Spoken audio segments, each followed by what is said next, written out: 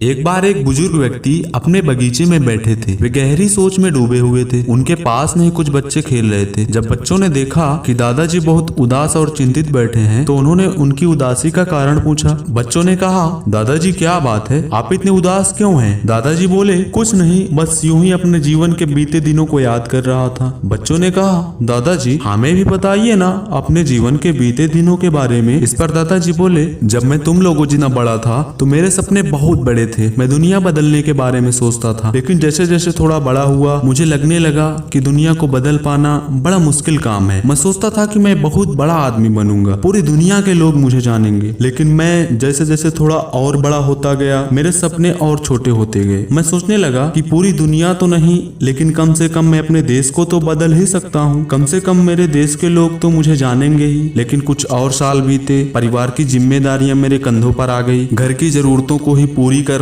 मेरे लिए मुश्किल हो रहा था। अब मैंने मान लिया था कि देश दुनिया को बदल पाना मेरे बस की बात नहीं है। फिर मैंने सोचा कि कुछ नहीं तो कम से कम मैं अपना एक बड़ा सा घर बनाऊंगा, एक कार खरीदूंगा और फिर ठाठ से जीऊंगा। लेकिन कुछ सालों बाद मुझे लगने लगा कि मैं ये सब भी नहीं कर पाऊंगा, और आज मुझे उन सब बातों का बड़ा अफसोस है। मैं सोचता हूँ कि काश मैं अपने दिमाग में नकारात्मक विचारों को नहीं लाता। अगर मैं अपने मन में नहीं लाता कि मैं ये सब नहीं कर सकता, तो शायद मैं अपने सपनों को पूरा कर पाता और आज मुझे सुकून होता। दोस्तों, अपनी बीती बातें बताते बताते दादाजी की आंखें डबडबाई। फिर खुद को संभालते हुए दादाजी ने बच्चों से कहा, बच्चों तुम मेरी तरह कभी मत करना। हमेशा अपने सपनों को बड़ा रखना, हमेशा अपने सपनों को पूरा करने की कोशिश करना। सभी बच्चे एक स्वर में बोल उठे, जी दादाजी। दोस्तों, इस कहानी से आप इतना तो समझ ही गए होंगे कि बढ़ती उम्र के साथ हमारे सपने छोटे क्यों होते जाते हैं। क्योंकि जैसे जैसे हम बड़े होते हैं, हम आसपास के लोगों को देखते हैं जो काफी मेहनत करते हैं और फिर भी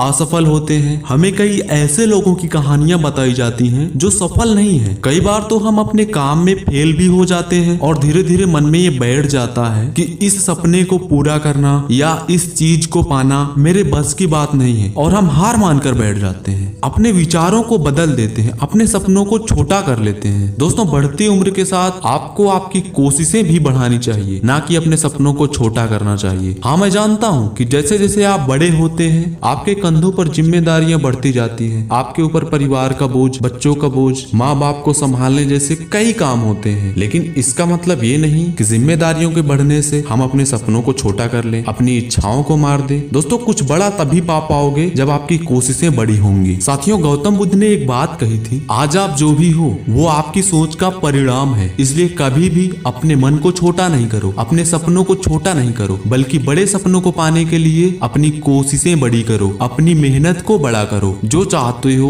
वो पाओगे। बस याद रखना, बढ़ती उम्र के साथ अपनी कोशिशें बड़ी करो, अपने सपनों को छोटा नहीं।